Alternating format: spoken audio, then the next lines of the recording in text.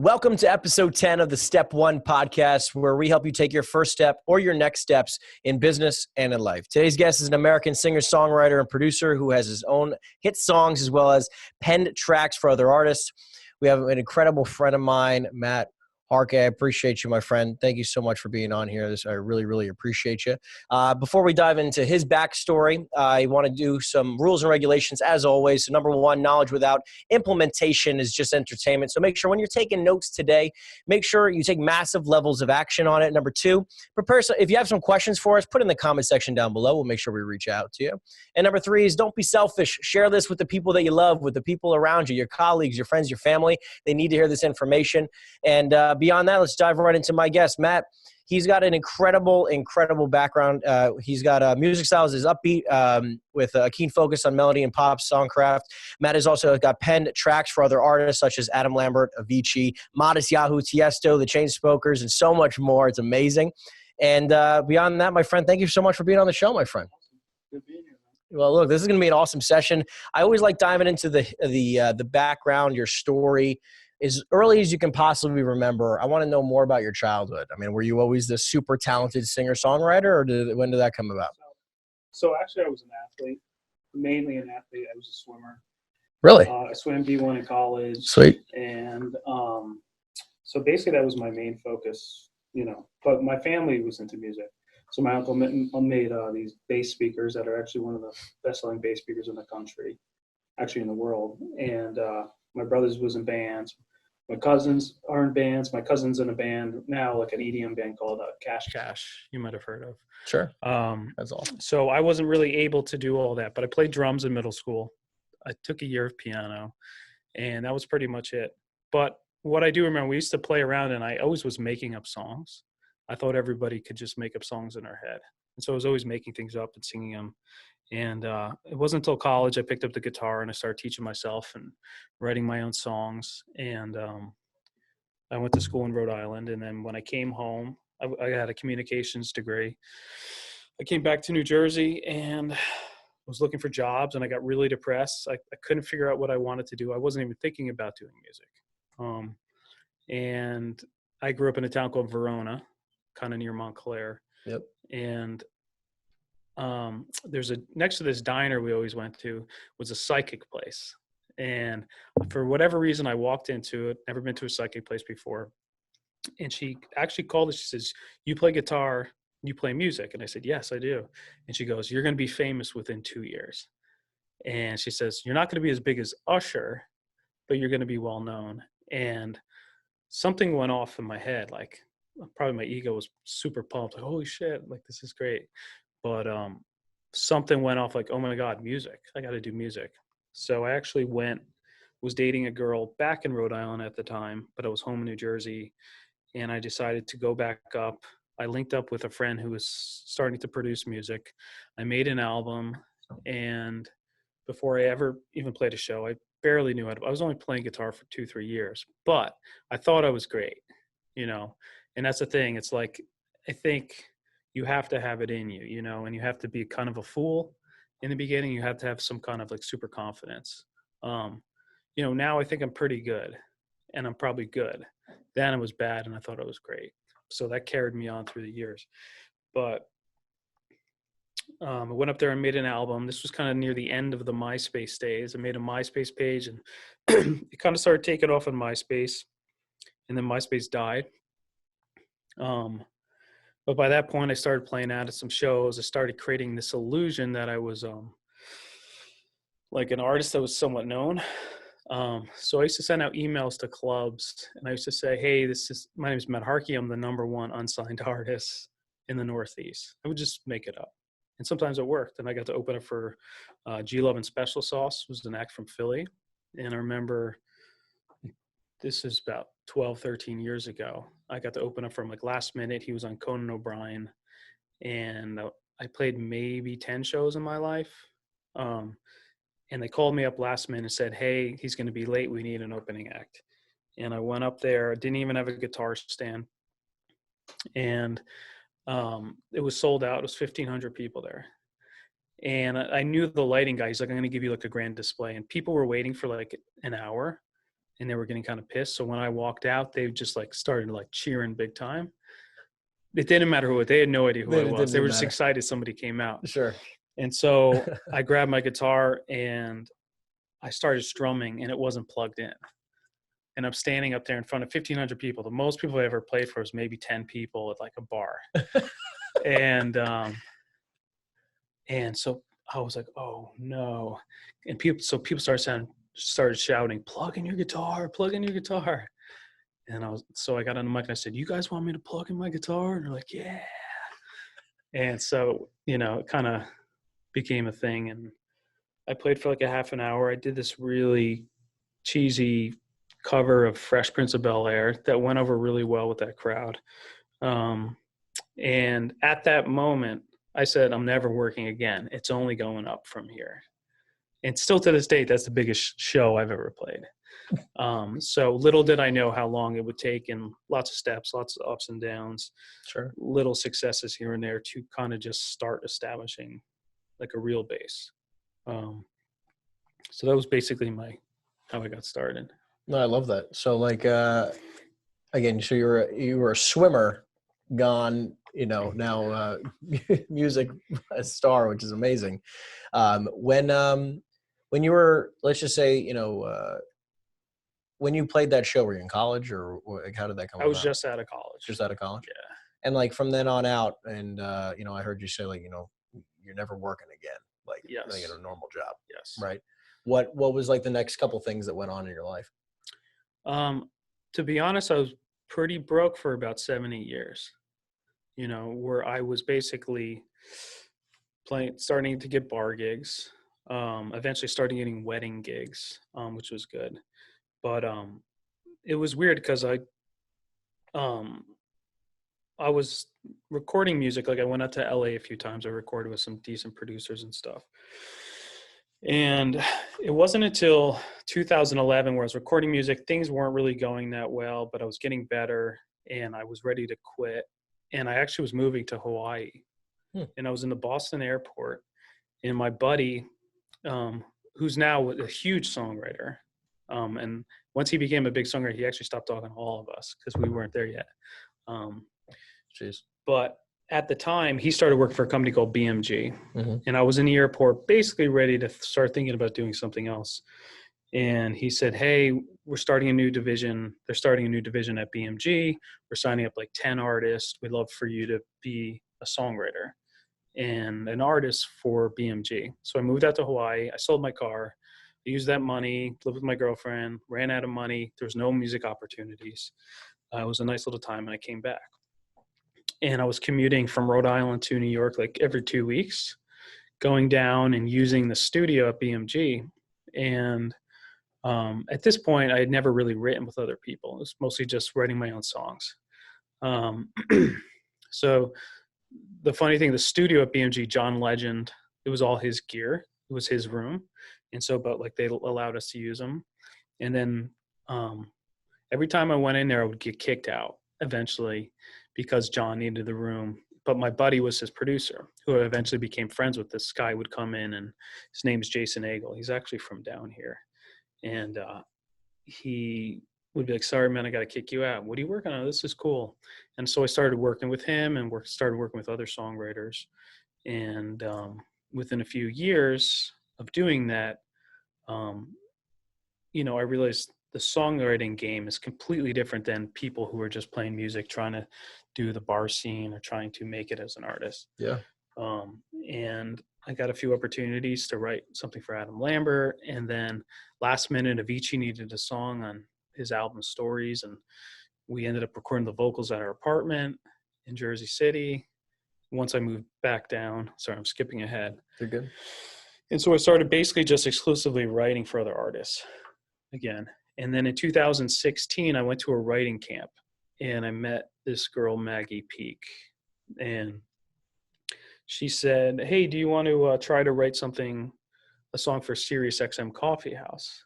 And I was like, no, not really.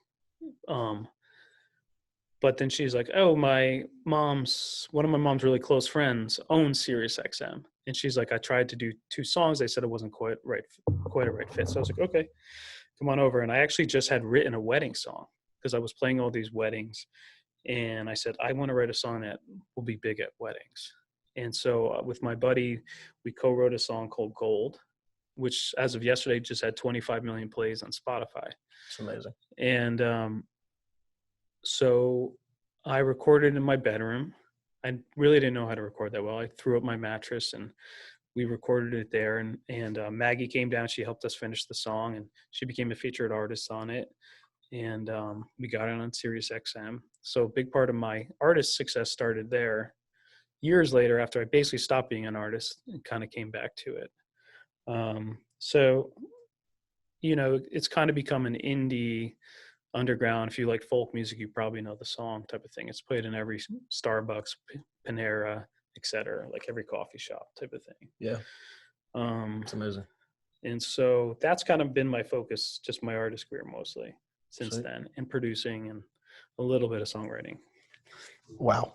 So I'm curious to know, you know, because I really believe in like a lot of my family's in that industry too.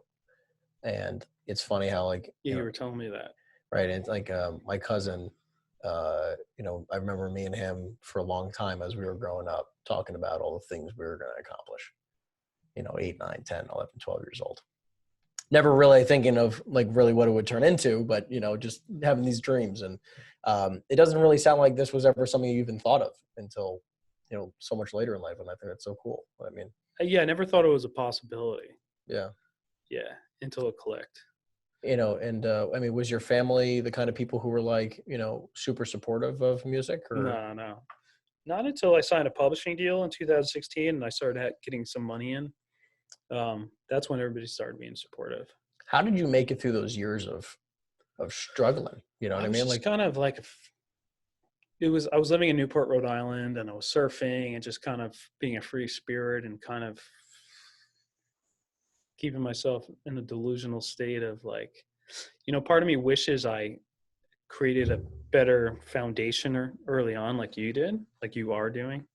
But that was kind of my path. I mean, there was a year and a half where I lived out of my car and I was staying at my girlfriend's house. I was staying at couches, and I look back now and I was like, geez, that's insane. No, I'm just saying like, but I'm admirable of that. I mean, like it's amazing. I mean, like just like you were just committed to. It's something inside would not let me do something else. No, it's amazing. I could not. I was like, I will not do anything else. But there was a lot of times I had a lot of free time. The whole time I didn't know what to do.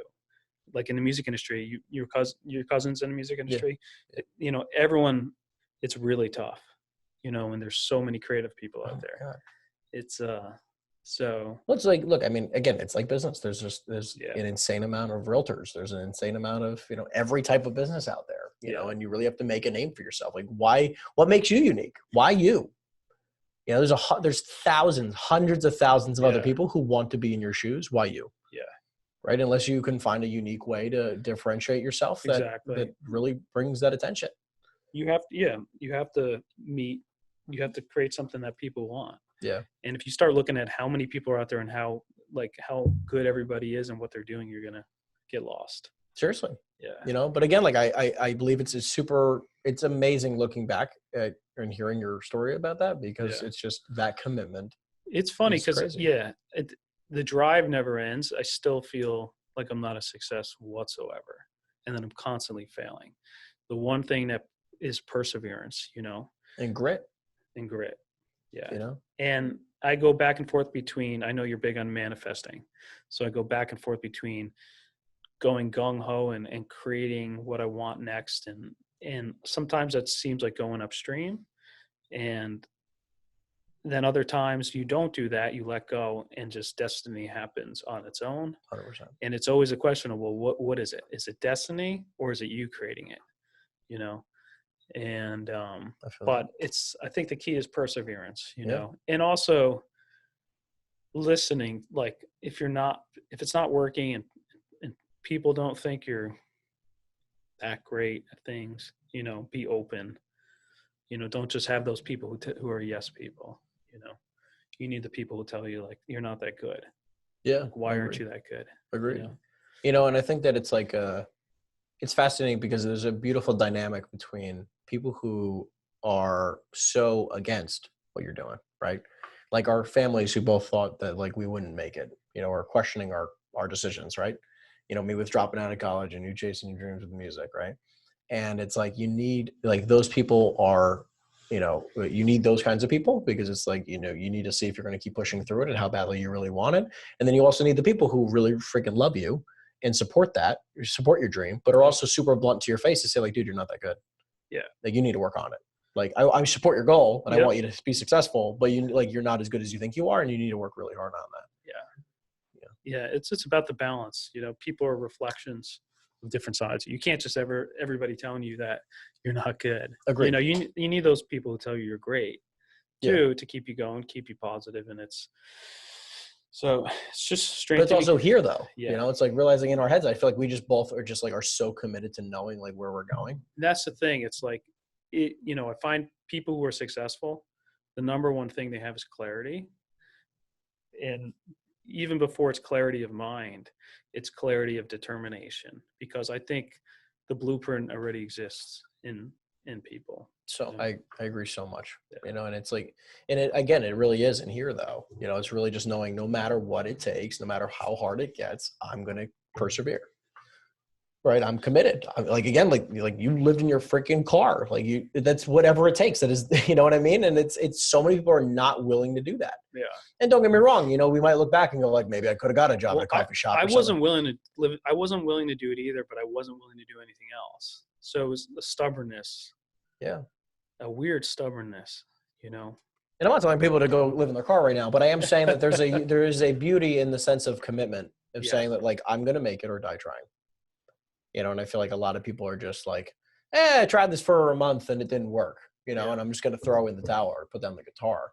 You know, like it takes years sometimes. You know, don't get me wrong. We're in the day and age now where like, you know, you could get lucky and produce a TikTok or an Instagram video or a YouTube video that blows up. Yep. You know, I have one friend, his name's Manny Hoffman. He's like 10 years older than me, but he wasn't even in the music industry when and he's from France. When he was 24, he started doing music for like 6 months. Someone asked him to jump on the track. He had a great voice. He sang on it. The song became multi-platinum in 10 countries. And it's not in America, but you go to any European country, they know the song. It's a very famous song. And he's had some successes since then, but he's been chasing that since. But I think he made a few $1 million off of that, and he's got his life set up, and now he's chasing that. But, you know, it's wild. And then most people don't make it whatsoever. You know, they have to work other jobs. It's a crazy industry. It's totally different. I mean, you can be like a good real estate agent and make a good living. If you're just like a good musician, you're not going to make anything unless you just play weddings and bars. Like it's not going to work. Yeah, like if you're not incredible. Well, I just mean, or luck, or just make a great song, or just really tune into like what's happening. It is just a constant reinvention of yourself. It's consecration. Yeah. Yeah. Right. It's just because I feel like, you know, specifically in your world, like for me, I can build up a book that I can work off of for a while. Right. Like I can go back and back and back to my book and continuously like work off of the past clients that I have. And I can create stability in my life that way. Yeah. And I feel like in the music industry, there's zero, like you're only as good as your last song. Yeah. I mean, like the thing with Gold and now a couple other songs, you know, they're rolling, and to a degree they're creating residual income. Sure. They're creating something that produces every month. But yeah, it can be taken from you any minute. But the thing is, you do build relationships. You do, like now I have a sound. And so I have kind of formulas for my next songs and stuff. But I'm I'm an artist though, which has kind of been to my detriment, because I could have found like what is the most popular sound out right now that is the kids are just going nuts over, and basically figure out the formula to do that. Yeah. But that's not me. I'm trying to get my like who I am out, you know, to be an artist. Yeah. Not to just be a product. Sure. So I feel that. Well, I mean, I am curious just to know that, you know, for the music world, because again, I really believe that there are so many similarities in the entrepreneurship world in music, but it's like, what really are you chasing, man? I mean, like what is the next thing for you? You know, like what is the goal for you these days? Just to level up, continually level up. Like, what does that look like? 10x my fan base, 10x my income, really get, I mean, the messages I get, the few messages I get every day or every week of people, how much it's like benefited them, with the music that I'm making.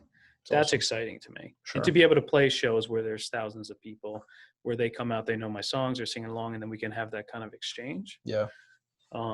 That's what I'm looking for. That's so cool. I have millions I have a song that I wrote for my daughter called London Song.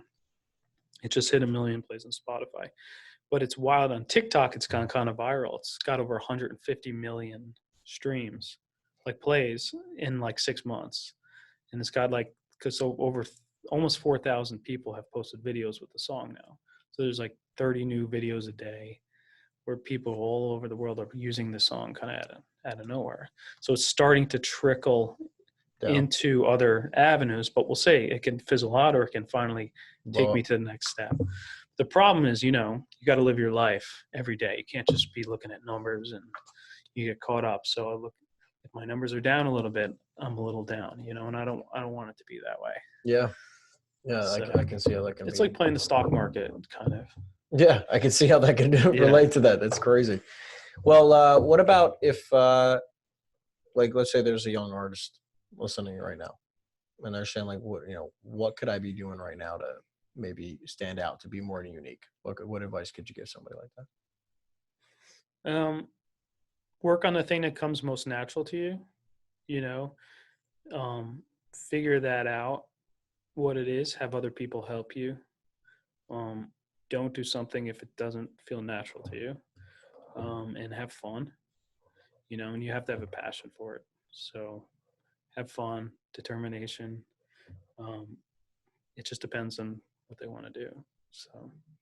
Yeah, I feel like a lot of people that I talk to about, they're like, yeah, I like doing this, in the sense where I really feel like they're just chasing maybe what the fun of it is instead of it being actually a passion. And it could be, there's people who can do a million things. Renaissance people, I can do EDM music, I can do all this stuff, but I'm just playing a part. There's something that is the most sincere that I do, and that's the music I'm releasing for myself, I think. Yeah.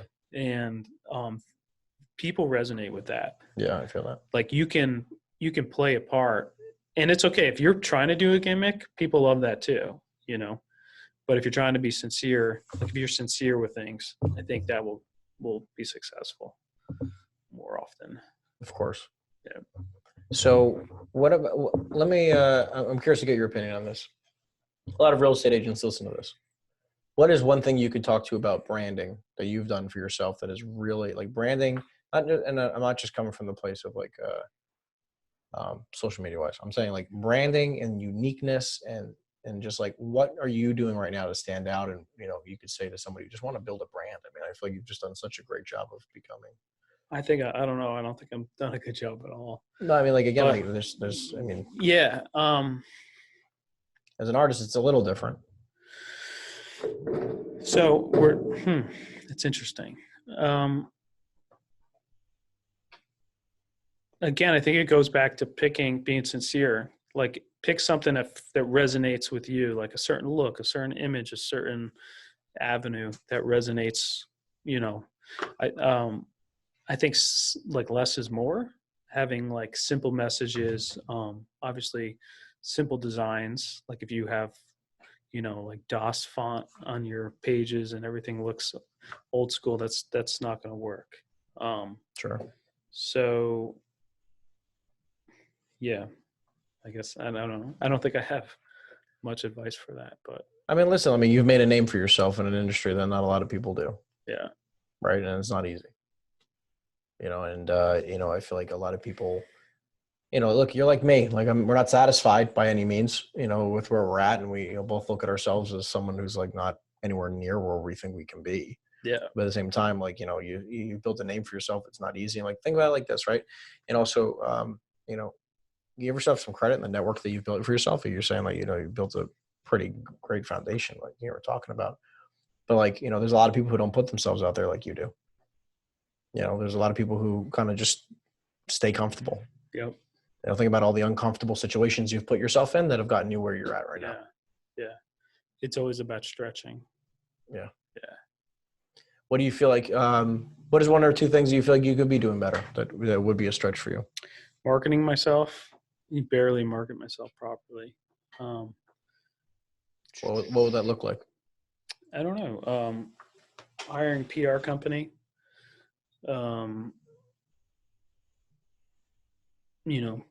Really doing a better job with my social media, on all platforms. Well, I also feel like, listen, social is,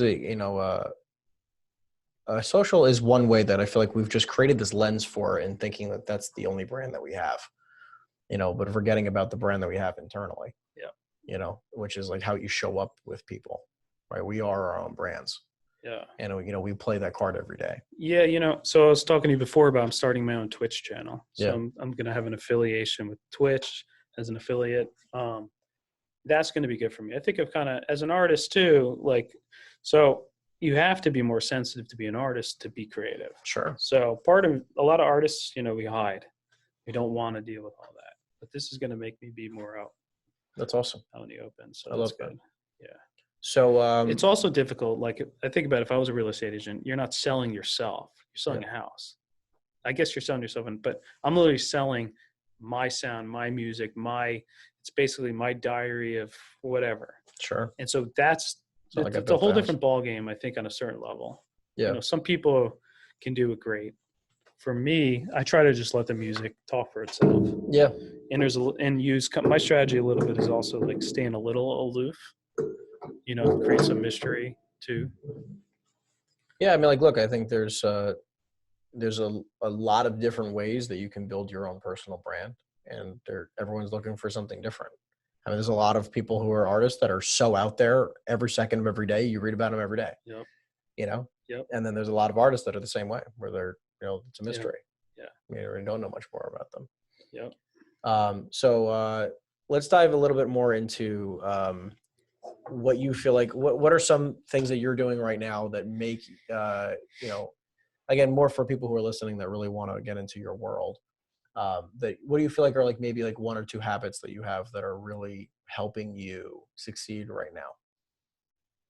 Mindset, getting yourself, one of the practices that I do is before I do any work, I get myself in a good place. So if you're not in a great place in the morning, get yourself in a good place. So that, I'm constantly writing new material. For me, I'm in the business of songs. So it's about creating quality product, quality songs. That's true to me, sincere. Yeah.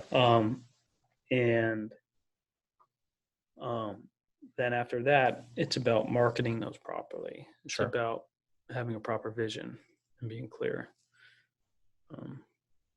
Yeah. I feel that. So for mentality, what do you feel like you do to get yourself in, what's that look like to you? Like getting yourself in the right space, getting yourself in the right headspace. Coffee in the morning. Definitely. Coffee. Different techniques, smiling for 20 seconds, whatever, just getting yourself, not in the mirror, just in general.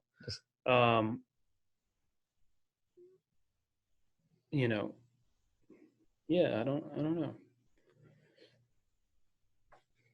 Yeah, I feel like, again, a lot of people don't realize that, again, success is really 80% mindset. It's how you look at everything. Yeah. Successful anything. I mean, I feel like everyone can take a situation and make it every situation in their life and make it negative. Yeah. Or you can take every situation in life and look at it as a blessing and a positive. It's true. It goes through cycles too. I'll go through cycles where I'll just be creating for months, and I'll just be focusing on songwriting. And then I'll have 4 or 5 months where I can't write a single song, and I focus on the business aspect. I'll have times where I'm just in the flow. And then I'll have times where I'm out for several months and I don't want to do any of that stuff. Yeah. And I don't believe in it. But the thing that keeps driving, there's a train that keeps moving. It keeps moving. More than anything is perseverance. Sure. Do you feel like, and again, just because I don't know your world super well, so do you feel like a lot of people do that, where they're just a couple months on, a couple months off, a couple months on? I do, yeah. Yeah. there's like in Nashville, there's songwriters just write every day. It's like a job, 9 to 5. They're in with another person. You can hear it. The music sounds stale. It's good, but it's just not real. I think as an artist, you go collect information in the world. Yeah. And you come back and you write the next batch of things. Sure. I feel that. Yeah. I feel like we were saying, it really is a new reinvention all the time. I really am just constantly, I kind of get to just be me every day. Yeah. And it's like, as much as I am reinventing myself constantly, it's so different in the music world. It is. You can't also forget to just be a normal person. As you chase things, you put your blinders on, you sharpen your ego and you move forward, but just to be a humble person and enjoy regular life. Yeah. Be a regular person too. And, it used to be the drive was everything for me. And a few years ago, now it's just about joy. Like if something doesn't feel good, stopping it, moving on to something else. Sure. I love that. Moving. Like sometimes I'll be at my studio and it's stale. I'll just go work where there's other people at a coffee shop. What made you shift like that? I don't know. I think, I was kind of a monk for 10, 15 years trying to like, in some way, like test myself and enjoy the suffering, or put myself to the test and just thinking of suffering as a good thing. Yeah. But it got to a point where it's time to move on and just, I guess, follow my bliss more, because, life is quick. Sure. How is being even a father like changed things for you? It's amazing. Yeah. I mean, like, what do you feel like it's done for your business or done for your life? It's, what it does before you have kids, you have all this mind space, right? And after having a kid, things start compartmentalizing. You don't have as much time, you don't have as much space. You actually become more focused, I think. Yeah. So it's fantastic. And just the one, right? Just one so far, yeah. That's awesome. Yeah. So, I feel like, you think she's going to get into your world? She's already showing signs. Definitely, yeah, definitely.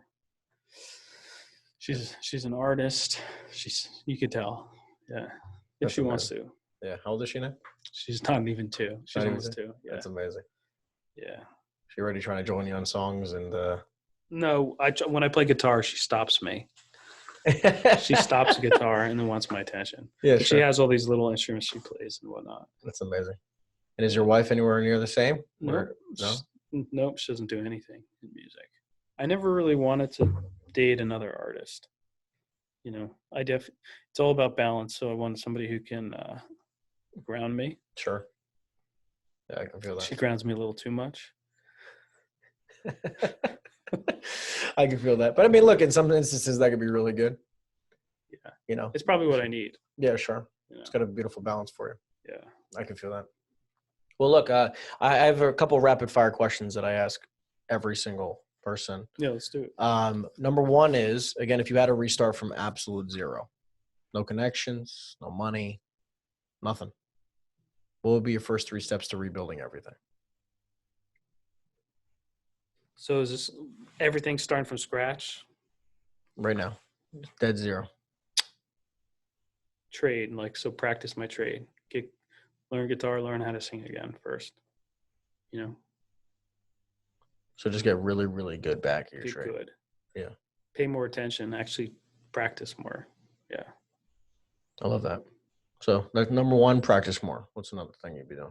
After that, find my niche quicker and just focus on that.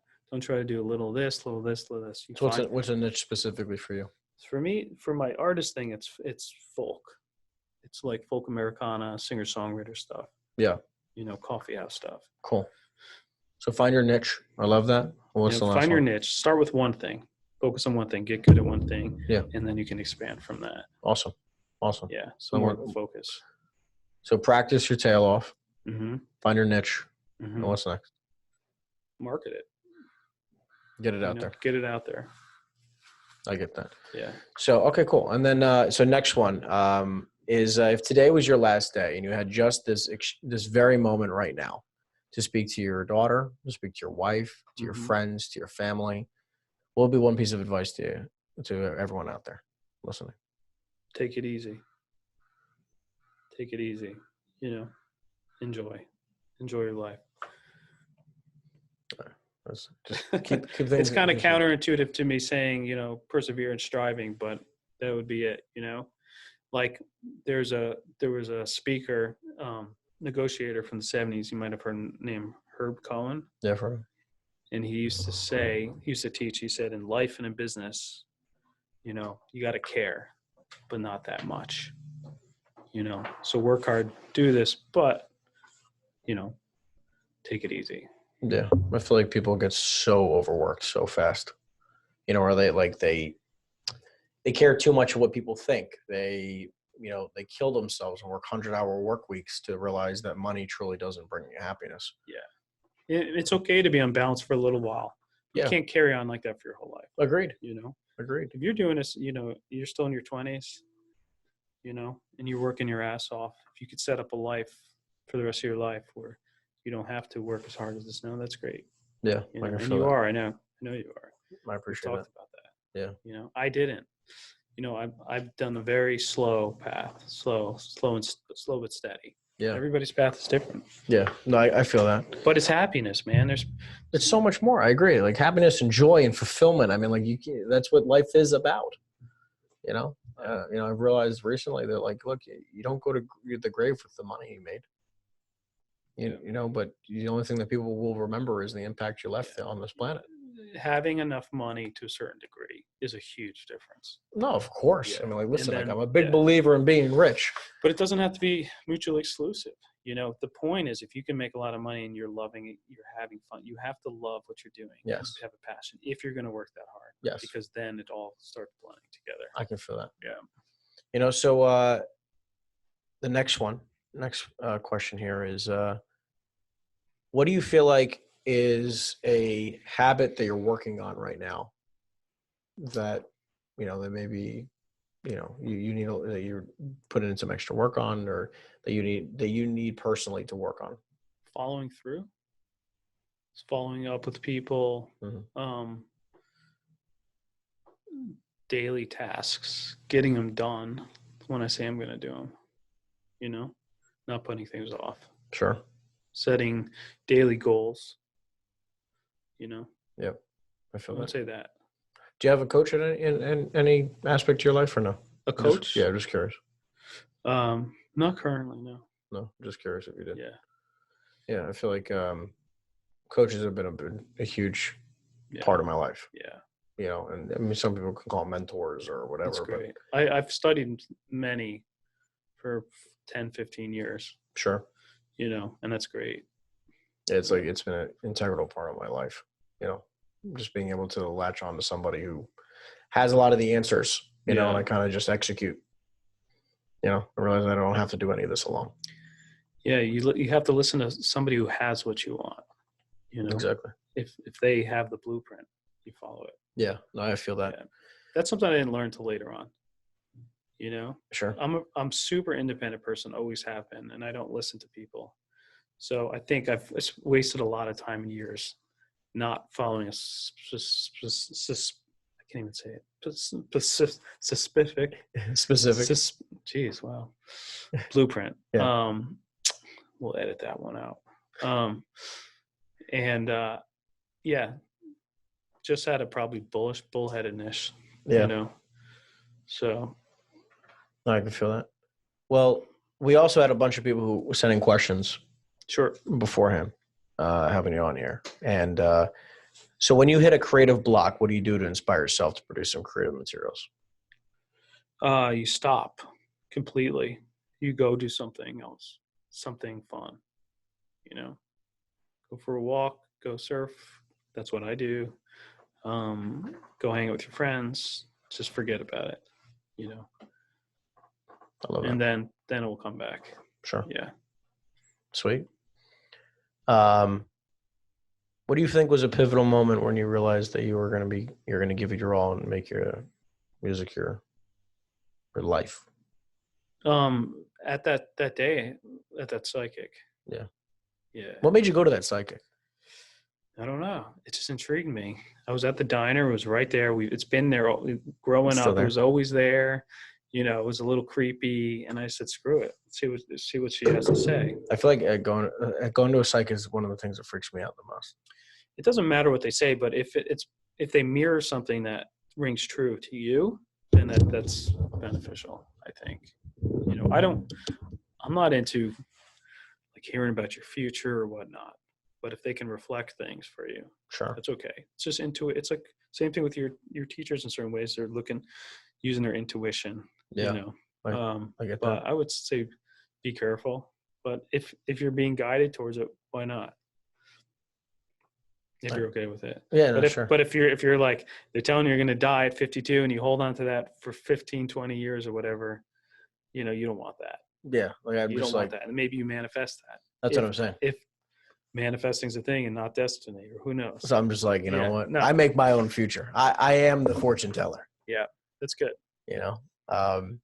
Well, beyond that, man, listen, I mean, how can people follow you on social media? You can go on Instagram, Matt Harke Music, Facebook, YouTube, Spotify, iTunes, type in my name. Sweet. So make sure you take a listen to this incredible star here. I mean, like, dude, I appreciate your friendship. It's kind of crazy how we cross paths. And, you know, I see, obviously, I can feel how much more you're going to be given to this world. I mean, you're just getting started. Thanks, man. You too. Thanks, man. I appreciate that. Well, listen, guys, I'm going to be signing off here. Listen, I thank you so much for listening to episode 9 of the Step 1 podcast. We hope this episode gave you the ideas, the motivation, and the strategies you needed to take your first step or your next steps in business and in life. So go out there and crush it. Thank you.